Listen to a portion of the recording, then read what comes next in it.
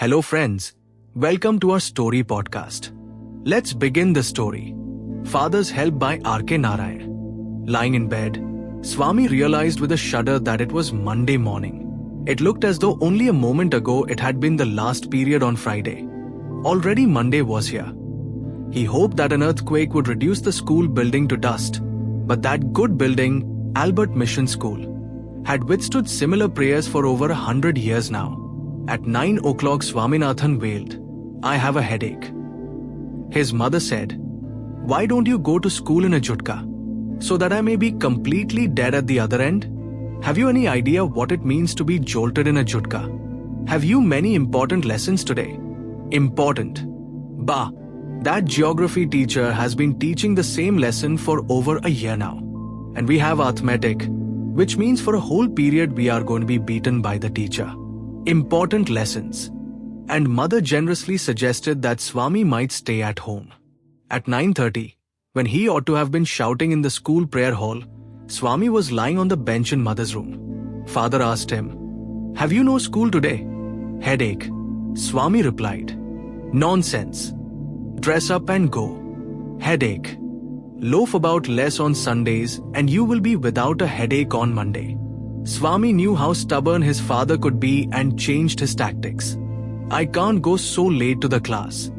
"I agree, but you'll have to. It is your own fault. You should have asked me before deciding to stay away.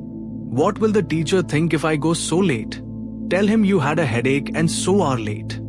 He will beat me if I say so." "Will he? Let us see. What is his name?"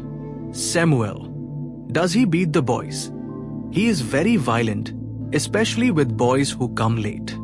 Some days ago, a boy was made to stay on his knees for a whole period in a corner of the class because he came late, and that after getting 6 cuts from the cane and having his ears twisted. I wouldn't like to go late to Samuel's class. If he is so violent, why not tell your headmaster about it? They say that even the headmaster is afraid of him. He is such a violent man." And then Swami gave a lurid account of Samuel's violence. How when he started caning, he would not stop till he saw blood on the boy's hand, which he made the boy press to his forehead like a vermilion marking. Swami hoped that with this his father would be made to see that he couldn't go to his class late. But father's behavior took an unexpected turn. He became excited. "What do these swine mean by beating our children? They must be driven out of service. I will see." The result was he proposed to send Swami late to his class as a kind of challenge. He was also going to send a letter with Swami to the headmaster. No amount of protest from Swami was of any avail. Swami had to go to school. By the time he was ready, father had composed a long letter to the headmaster, put it in an envelope and sealed it. "What have you written, father?" Swaminathan asked apprehensively. "Nothing for you. Give it to your headmaster and go to your class." "Have you written anything about our teacher Samuel?" "Plenty of things about him. When your headmaster reads it, he will probably dismiss Samuel from the school and hand him over to the police." "What has he done, father?" "Well, there is a full account of everything he has done in the letter. Give it to your headmaster and go to your class. You must bring an acknowledgement from him in the evening." Swami went to school feeling that he was the worst perjurer on earth. His conscience bothered him. He wasn't at all sure if he had been accurate in his description of Samuel. He could not decide how much of what he had said was imagined and how much of it was real. He stopped for a moment on the roadside to make up his mind about Samuel. He was not such a bad man after all. Personally, he was much more genial than the rest. Often he cracked a joke or two centering around Swami's inactions, and Swami took it as a mark of Samuel's personal regard for him. But there was no doubt that he treated people badly. His cane skinned people's hands. Swami cast his mind about for an instance of this. There was none within his knowledge. Years and years ago, he was reputed to have skinned the knuckles of a boy in first standard and made him smear the blood on his face. No one had actually seen it. But year after year, the story persisted among the boys. Swami's head was dizzy with confusion in regard to Samuel's character, whether he was good or bad, whether he deserved the allegations in the letter or not. Swami felt an impulse to run home and beg his father to take back the letter. But father was an obstinate man. As he approached the yellow building, he realized that he was perjuring himself and was ruining his teacher. Probably the headmaster would dismiss Samuel, and then the police would chain him and put him in jail. For all this disgrace, humiliation and suffering, who would be responsible? Swami shuddered. The more he thought of Samuel, the more he grieved for him. The dark face, his small red-streaked eyes, his thin line of mustache, his unshaven cheek and chin, his yellow coat, everything filled Swami with sorrow. As he felt the bulge of the letter in his pocket, he felt like an executioner. For a moment he was angry with his father and wondered why he should not fling into the gutter the letter of a man so unreasonable and stubborn. As he entered the school gate, an idea occurred to him, a sort of solution. He wouldn't deliver the letter to the headmaster immediately, but at the end of the day, to that extent he would disobey his father and exercise his independence. There was nothing wrong in it, and father would not know it anyway. If the letter was given at the end of the day, there was a chance that Samuel might do something to justify the letter.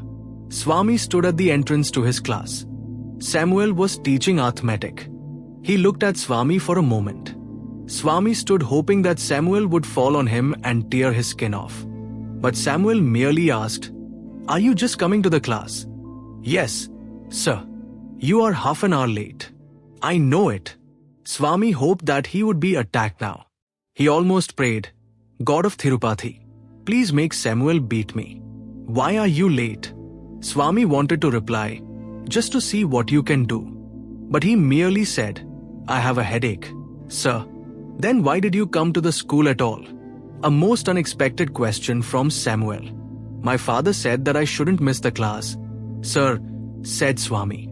This seemed to impress Samuel. "Your father is quite right, a very sensible man. We want more parents like him." "Oh, you poor worm," Swami thought. "You don't know what my father has done to you." He was more puzzled than ever about Samuel's character. "All right, go to your seat.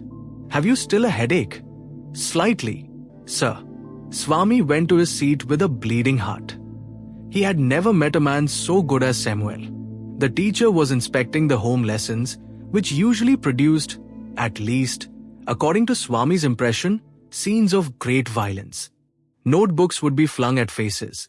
Boys would be abused, caned and made to stand up on benches. But today Samuel appeared to have developed more tolerance and gentleness. He pushed away the bad books, just touched people with the cane, never made anyone stand up for more than a few minutes. Swami's turn came. He almost thanked God for the chance. "Swaminathan, where is your homework?" "I have not done any homework, sir," he said blandly. There was a pause. "Why, headache?" asked Samuel. "Yes, sir." "All right, sit down." Swami sat down, wondering what had come over Samuel. The period came to an end, and Swami felt desolate. The last period for the day was again taken by Samuel. He came this time to teach them Indian history. The period began at 3:45 and ended at 4:30. Swaminathan had sat through the previous periods thinking acutely. He could not devise any means of provoking Samuel. When the clock struck 4, Swami felt desperate. Half an hour more. Samuel was reading the red text, the portion describing Vasco da Gama's arrival in India. The boys listened in half-languor. Swami suddenly asked at the top of his voice, "Why did not Columbus come to India?" "Sir." He lost his way. "I can't believe it. It is unbelievable, sir." "Why? Such a great man. Would he have not known the way?" "Don't shout. I can hear you quite well." "I am not shouting, sir. This is my ordinary voice, which God has given me. How can I help it?" "Shut up and sit down." Swaminathan sat down, feeling slightly happy at his success. The teacher threw a puzzled, suspicious glance at him and resumed his lessons. His next chance occurred when Sankar of the first bench got up and asked, "Sir, was Vasco da Gama the very first person to come to India?" Before the teacher could answer, Swami shouted from the back bench, "That's what they say." The teacher and all the boys looked at Swami.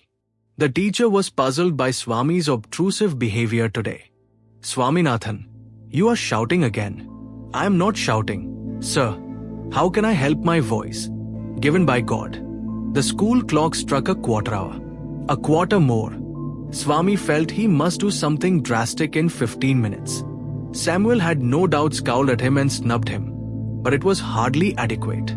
Swami felt that with a little more effort Samuel could be made to deserve dismissal and imprisonment. The teacher came to the end of a section in the textbook and stopped. He proposed to spend the remaining few minutes putting questions to the boys. He ordered the whole class to put away their books and asked someone in the second row, "What is the date of Vasco da Gama's arrival in India?" Swaminathan shot up and screeched, 1648, 20th December. "You needn't shout," said the teacher. He asked, "Has your headache made you mad?" "I have no headache now, sir," replied the thunderer brightly. "Sit down, you idiot." Swami thrilled at being called an idiot. "If you get up again, I will cane you," said the teacher. Swami sat down, feeling happy at the promise. The teacher then asked, "I am going to put a few questions on the Mughal period. Among the Mughal emperors, whom would you call the greatest, whom the strongest, and whom the most religious emperor?" Swami got up. As soon as he was seen, the teacher said emphatically, "Sit down. I want to answer." "Sir." "Sit down." "No, sir. I want to answer." "What did I say I'd do if you got up again?" "You said you would cane me and peel the skin off my knuckles and make me press it on my forehead." "All right, come here." Swaminathan left his seat joyfully and hopped on the platform. The teacher took out his cane from the drawer and shouted angrily, "Open your hand, you little devil." He whacked 3 wholesome cuts on each palm. Swami received them without blenching. After half a dozen, the teacher asked, "Will these do? Or do you want some more?" Swami merely held out his hand again and received 2 more, and the bell rang. Swami jumped down from the platform with a light heart, though his hands were smarting. He picked up his books, took out the letter lying in his pocket, and ran to the headmaster's room. He found the door locked. He asked the peon, "Where is the headmaster? Why do you with him?" "My father has sent a letter for him. He has taken the afternoon off and won't come back for a week. You can give the letter to the assistant headmaster. He will be here now." "Who is he?" "Your teacher, Samuel. He will be here in a second." Swaminathan fled from the place. As soon as Swami went home with the letter, Father remarked, "I knew you wouldn't deliver it. You coward. I swear our headmaster is on leave." Swaminathan began. Father replied, "Don't lie in addition to being a coward." Swami held up the envelope and said, "I will give this to the headmaster as soon as he is back." Father snatched it from his hand, tore it up and thrust it into the waste paper basket under his table. He muttered, "Don't come to me for help even if Samuel throttles you. You deserve your Samuel." See you in the next video. Don't forget to like, share, and subscribe. Thanks for watching.